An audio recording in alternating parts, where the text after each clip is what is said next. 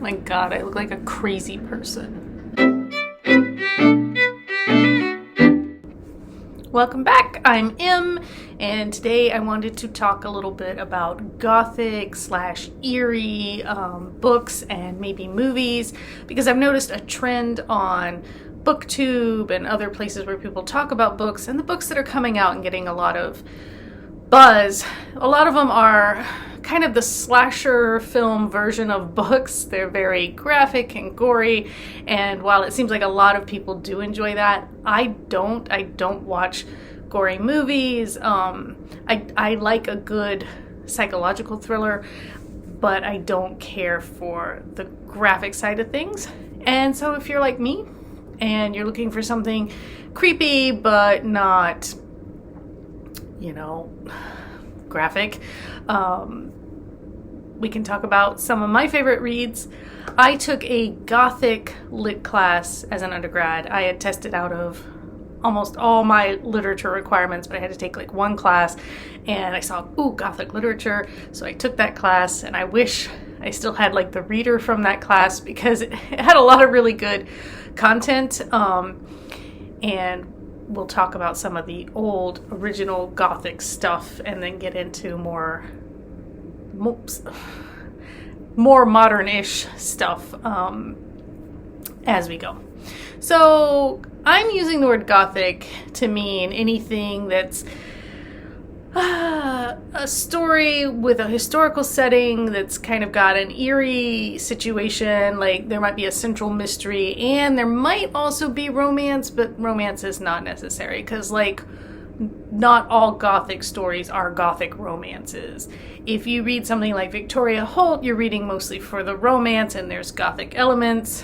But if you're reading, The Castle of Otranto by Horace Walpole, which is considered by many the first Gothic story or novel. I'm not sure if it was a story or a novel. It was published in 1764 and is generally looked to as like the origin of Gothic literature. This much I do remember from class. I don't remember the story very well, but I do remember having to read it. And I think I must have liked it.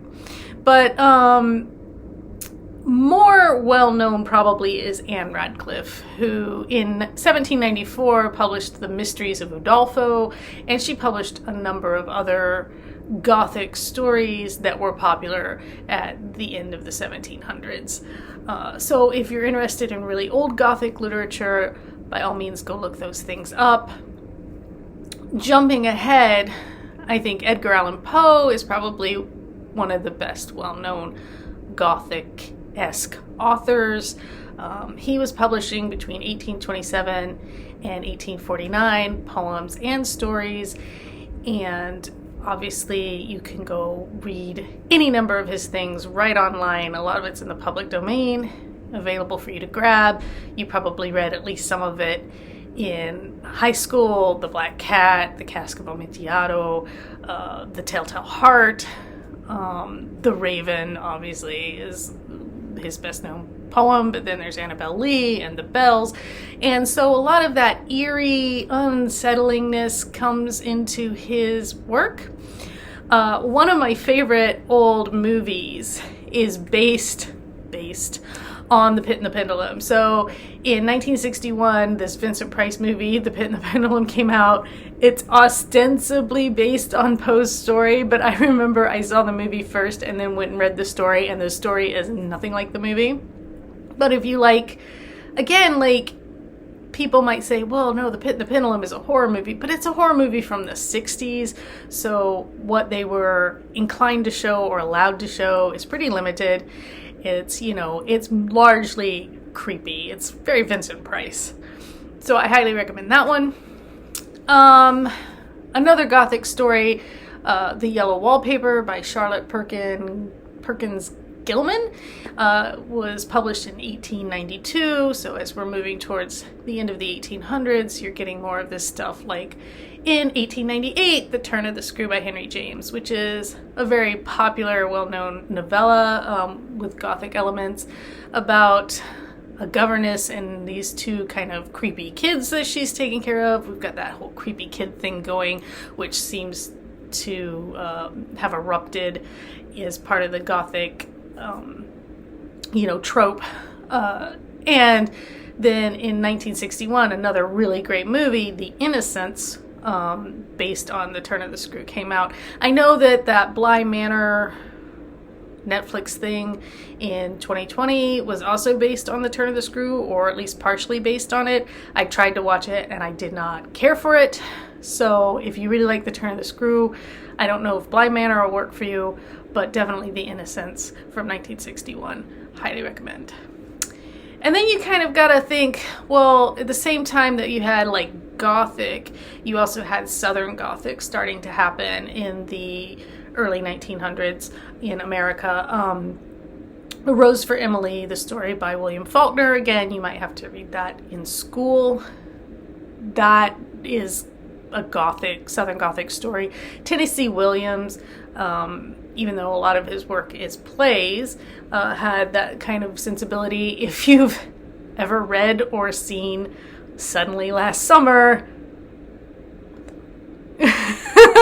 what? So definitely, if you haven't read or seen that, because there is a film, I think it's got Montgomery Clift in it,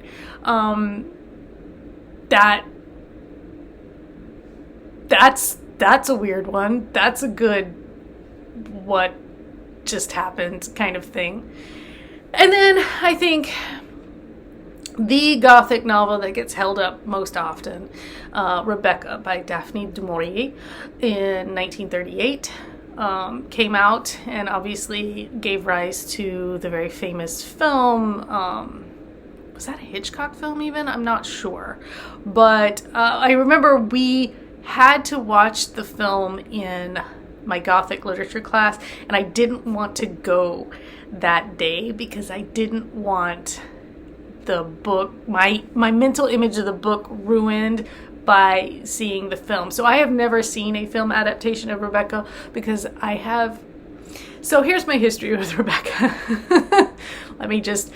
I read that book when I was very, very ill in high school. I was bedridden for a while, and so that book to me, it means a lot to me. It got me through a really difficult time.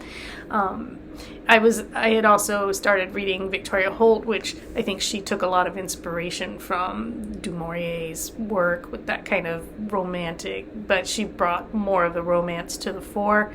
But yeah, so I love Rebecca.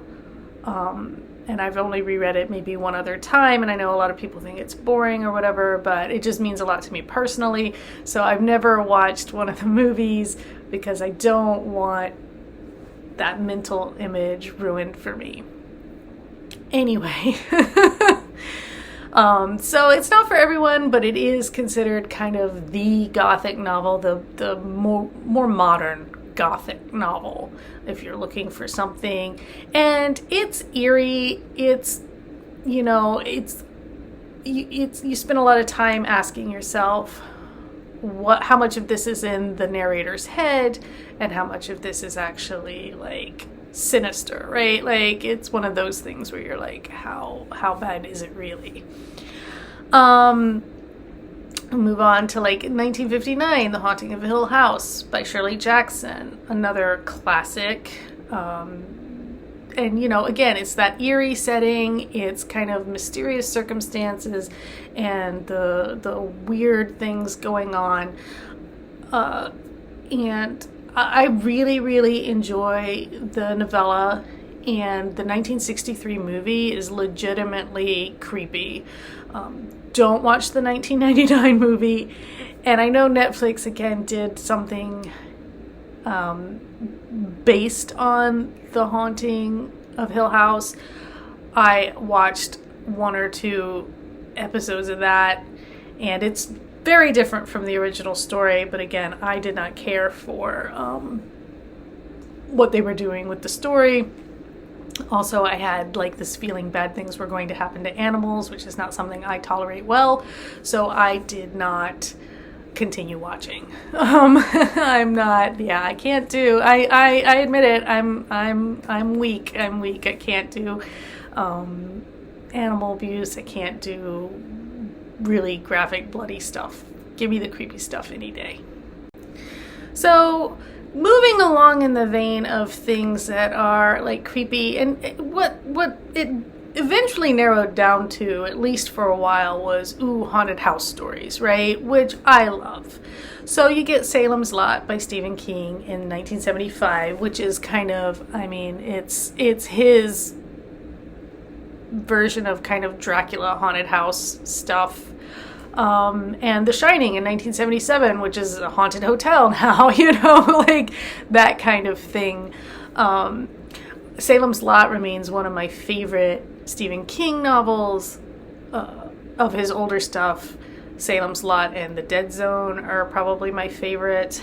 Of more recent stuff, Bag of Bones, which is a really good ghost story. If you like that kind of thing, do McKee.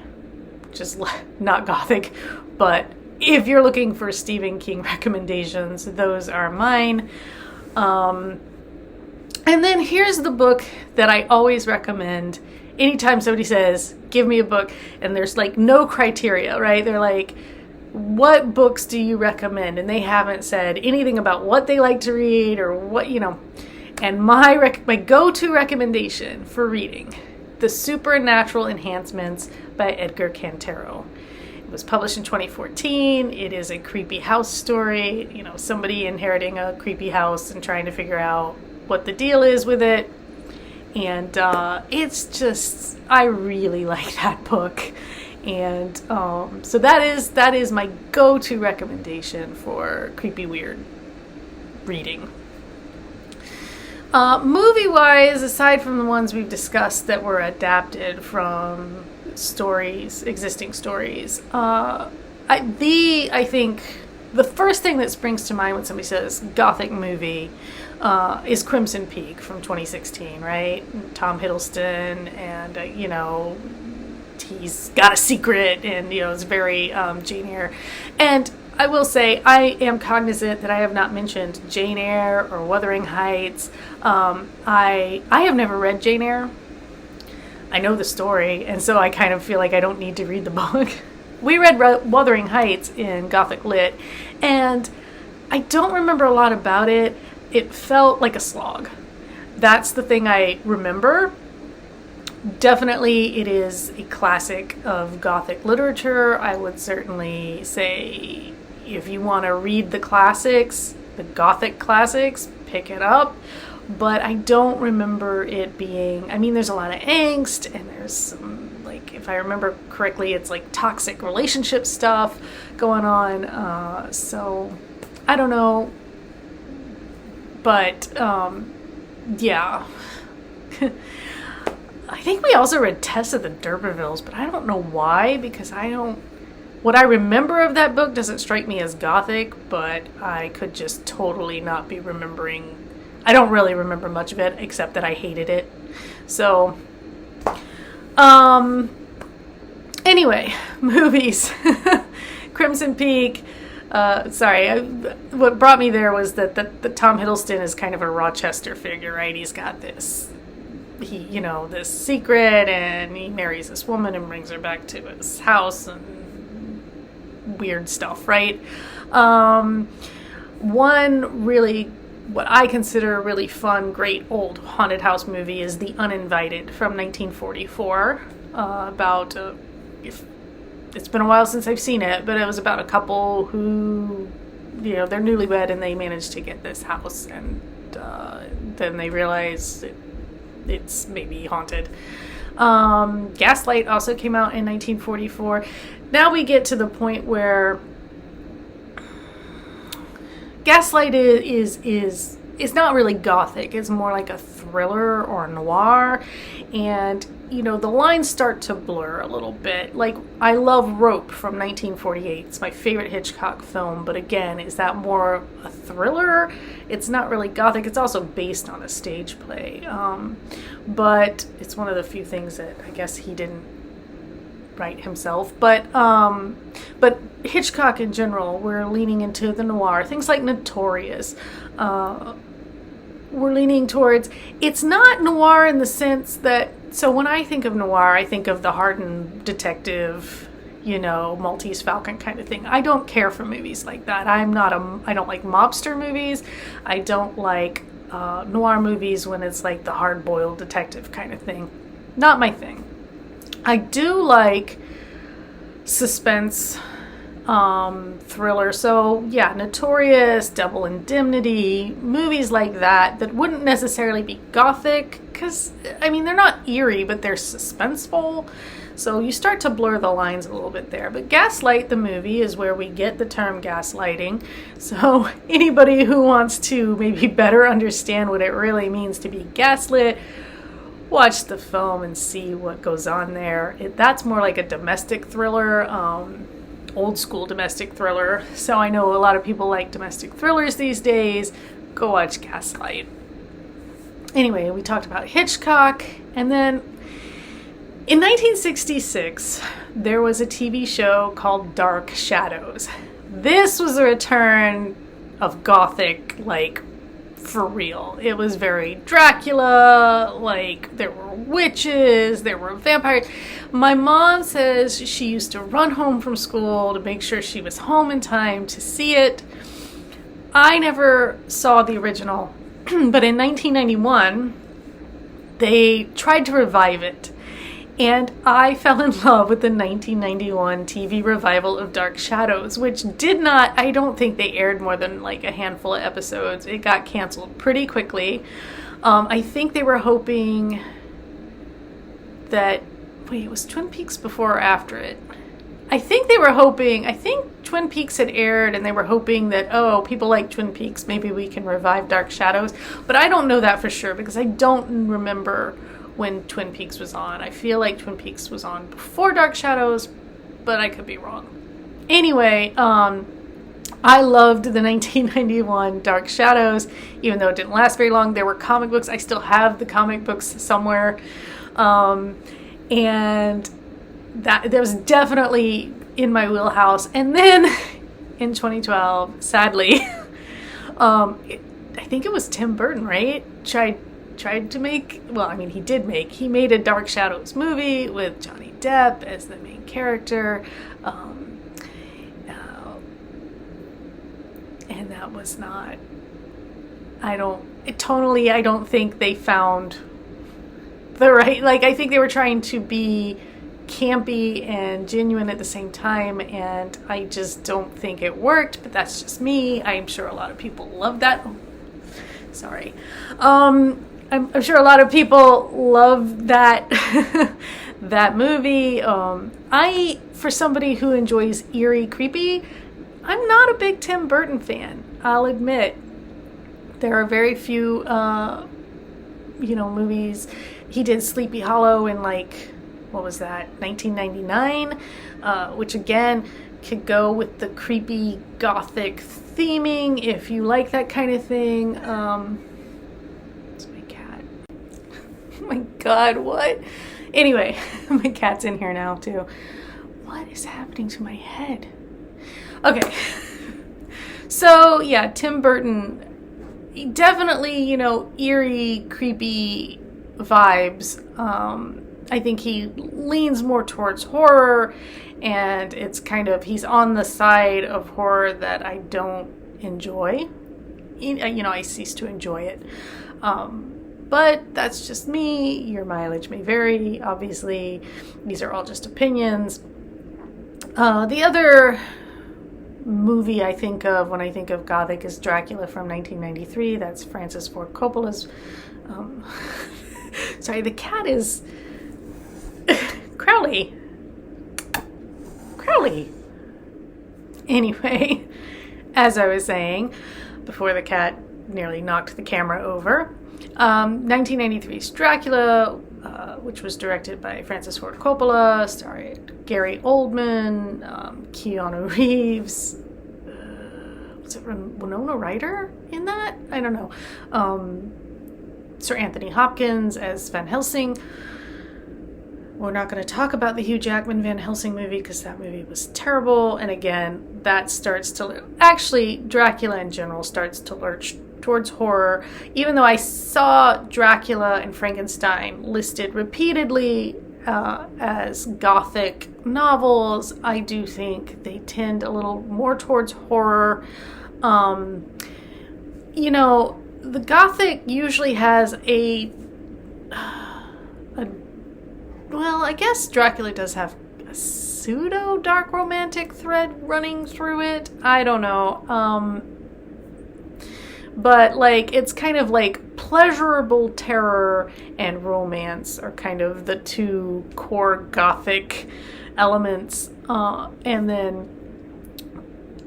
I mean romance not in the relationship sense, but in the Byronic poetry sense, if that makes any sense. It's like there's an elevated level of maybe writing, even though it's talking about creepy stuff. It's hard to explain. It's one of those you know it when you see it kind of things. But again, there are lines that get blurred a lot, like Gothic / psychological horror / thrillers can easily be kind of scooped together. And, you know, I think the thing about something like the supernatural enhancements, it's not, if I remember correctly, a historical setting. Maybe it is. I don't remember, which is sad because it is one of my favorite books, and I'm like, why don't I remember if it's set in the past? I mean, it's definitely, if it's set in the past, it's not like the deep past. It's not like they're wearing ascots or something that I recall. But so, you know, you're like, well, if it's not historical, does it not count as Gothic? If it doesn't have this element, does it not count as Gothic? So that's why I'm mostly just talking about books and movies that are just creepy enough for me without overstepping the bounds of being a little too gory, a little too gross. Something that still has kind of mystery elements versus just being there for like the thrill of chase, you know, like the killer chasing people around a town or something, college campus or whatever they do. And that's my understanding of slasher films. Since I don't watch them, I couldn't tell you. I'm sure a lot of people will be able to say, well, but this movie actually has a plot or a theme or a message, and I'm sorry, I'm still not going to watch it. But yeah, so let me know what I left out of this list, what I missed, any of your favorite creepy stories that you think I would like that I didn't mention or haven't read, or creepy movies. I mean, you know, you could say, oh, well, The Ring is creepy. And yeah, I liked The Ring. That's a creepy movie. I enjoy that kind of thing. It's still horror. It's not really Gothic, but it's got Gothic elements. You know, so let me know what your personal definition for it is, whether you think something like Dracula is Gothic or horror or both. I mean, that's another thing. Something doesn't have to be only one thing. It can be a lot of things. I'm noticing as I'm doing my reading log for the year that I have to, when I'm categorizing books, a lot of them fall into several categories. You know, they're not just one genre or one thing. So maybe tell me what you think falls where, or where they're blended. But anyway, thanks for being here. Like, comment, subscribe. Let's get to those 100 followers so we can do the giveaway. And next week I should be able to at least talk about one or two books that I have read in the first half of the month. I just finished a book. I'm almost finished with a couple more, so hopefully we'll have 2 or 3 to discuss.